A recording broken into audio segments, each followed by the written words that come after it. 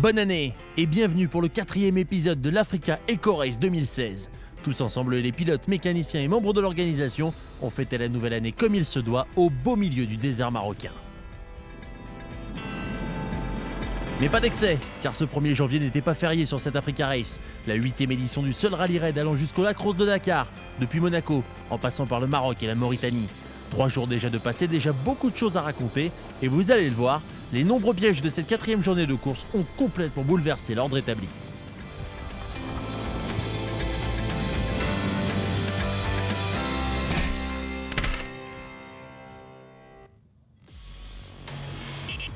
Normalement, cette première étape de l'année devrait être un régal pour les pilotes. L'une des plus belles de cette Africa Race, 409 km sans aucune liaison, 50% sable ultra rapide, 50% piste sinueuse truffée de cailloux, entre Assa et Rems El Kébir.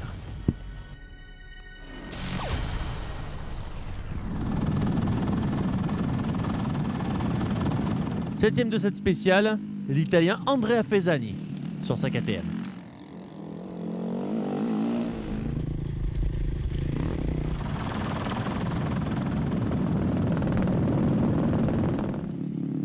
Sixième, le Belge Jean-Louis Blancpain, toujours sur KTM.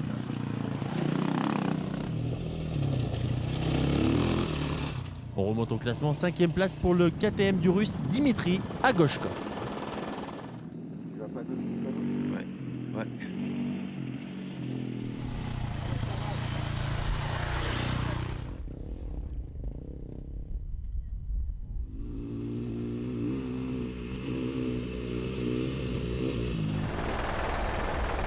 Et la voici, Anastasia Nifontova, toujours présente après sa 2e place d'hier. 4e place aujourd'hui pour la pilote russe, désormais 3e du classement général.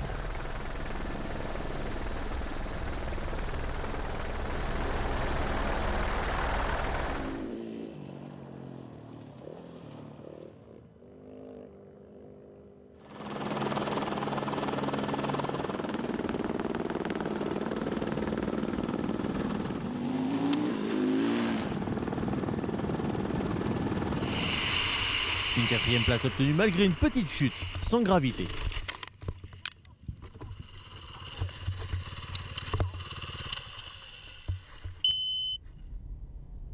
Et voici la 3e place, Andrew Newland, toujours aussi à l'aise sur cette Africa Race. La surprise n'en est plus vraiment une désormais. Le voici 2e au classement général, après les 3 premières étapes.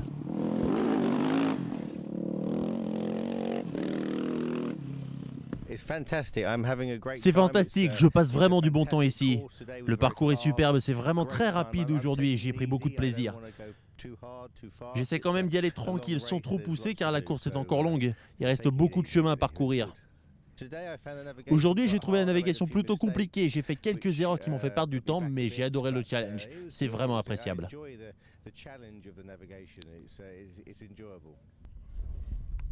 Deuxième, un motard du désert, c'est le nom de son équipe.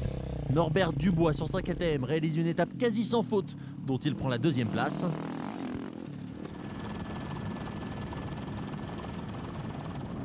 Il en profite pour signer la remontée du jour au général, de la 9e à la 5e place.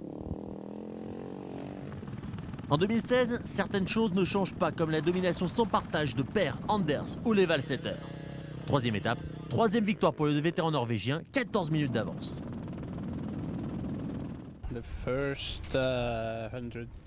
Les 125 premiers kilomètres, c'était vraiment super, vraiment bien.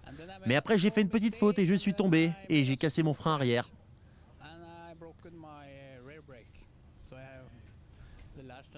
Les 150 derniers kilomètres, je n'avais plus de frein à l'arrière, mais je me suis rendu compte que j'allais plus vite comme ça. Donc en fait, je freine trop en temps normal. Non, plus sérieusement, c'était fantastique aujourd'hui. Je me suis bien senti tout le parcours, c'est vraiment fantastique.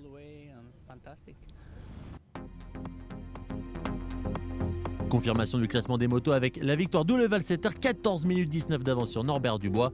Andrew Newland à 19 minutes 14 qui en profite pour rester second du classement général, juste devant Anastasia Nifontova.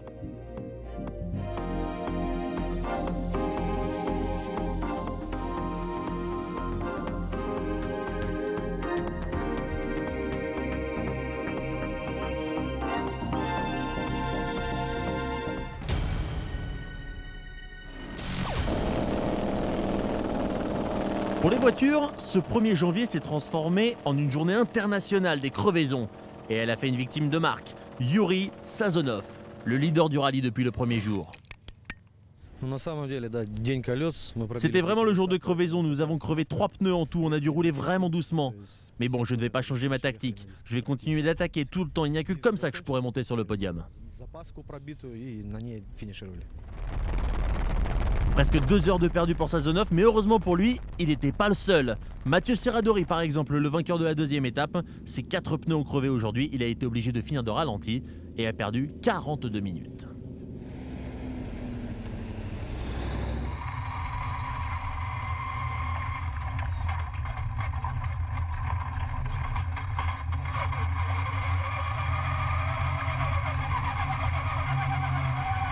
Même problème pour Jean-Noël Julien, lui aussi victime de crevaison.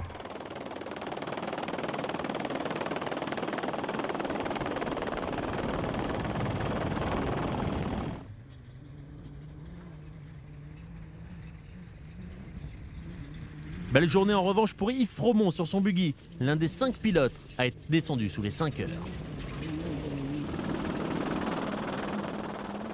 Tout comme Jérémy Choiseau sur son Optimus, 4e.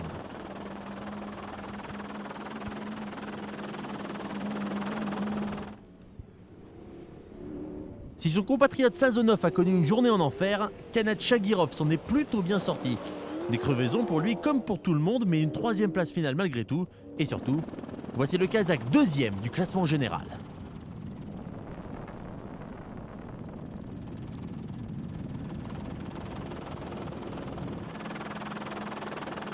Après 2 journées compliquées, Pascal Thomas est de retour au premier plan. Comme l'année dernière, enfin la veille, le pilote français de l'Optimus signe le 2e chrono. Il est désormais 3e et meilleur français au classement général.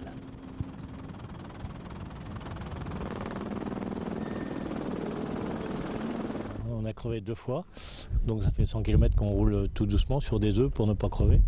Et puis les pneus sont détruits, mais je pense qu'on n'est pas les seuls. Ça va être le problème de la spéciale, parce qu'il y avait beaucoup de kilomètres, beaucoup de cailloux, beaucoup de glisses. Enfin, c'était très compliqué, beaucoup de navigation. On a joué au chat à la souris avec 2 ou 3 de nos petits camarades de jeu. Et je pense qu'on a peut-être été les plus raisonnables en roulage. On avait déjà retrouvé un Jean-Antoine Sabatier plus conquérant le 31 décembre.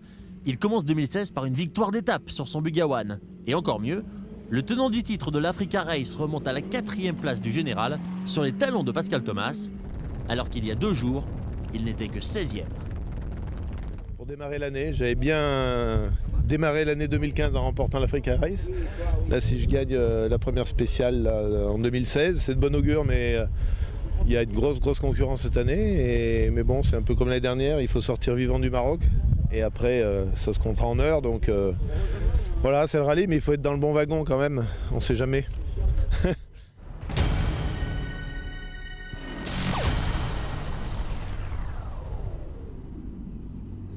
Pour une fois, un Kamaz a connu une mauvaise journée. Comme à peu près toutes les voitures, Sergei Kuprianov a subi son lot de crevaisons et perdu beaucoup de temps.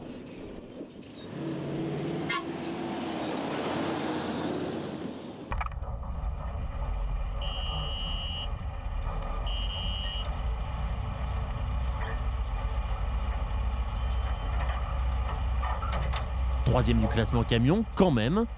Mais Kuprianov, tout comme son frère et copilote Alexander, ainsi que leur mécanicien Anatoly Tanin, ont dû suer pour changer les énormes pneus de leur Kamaz.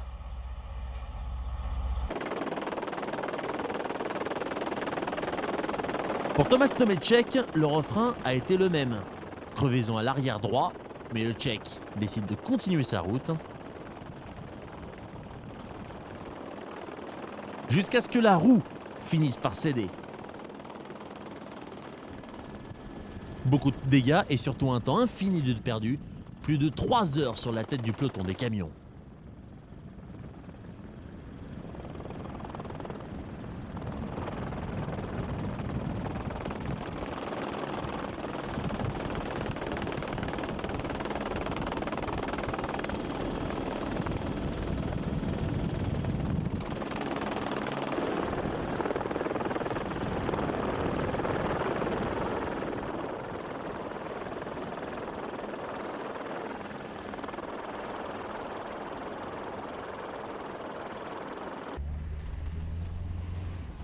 Un peu moins de soucis pour Miklos Kovacs, le vainqueur de l'édition 2010 de l'Africa Race.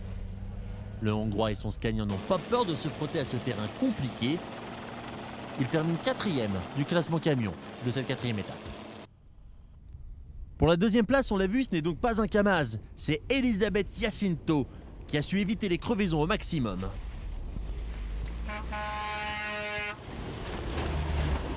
Bon, tout s'est bien passé pour nous, on a roulé le plus vite qu'on pouvait. Le parcours c'était mieux qu'hier, donc plus facile pour nous car notre suspension n'est pas bien la bonne chose. Mais on a changé le réglage et aujourd'hui il a marché plus bien, donc nous sommes contents. Pour la première place, aucune surprise, Anton Chibalov et son Kamaz sont sur une autre planète. 3e victoire d'étape consécutive pour le Russe et mieux encore, il prend la tête du classement général devant toutes les voitures. C'était une spéciale vraiment difficile, il y avait énormément de pierres sur la piste. Du coup, nous avons eu des difficultés avec les pneus, on était obligé de s'arrêter pour changer pour la première fois de ce rallye. Nous n'avons pas réussi à rouler sans avoir de problème, c'était presque impossible aujourd'hui.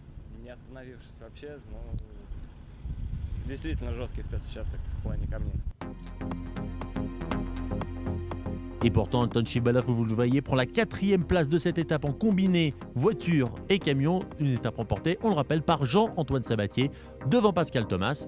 Et vous allez voir au classement général, Anton Chibalov est donc leader, c'est du jamais vu dans l'histoire du rallye raid. Mais la route est encore longue jusqu'à Dakar avec dès demain notre prochain rendez-vous pour la dernière étape marocaine de cette Africa Race 2016.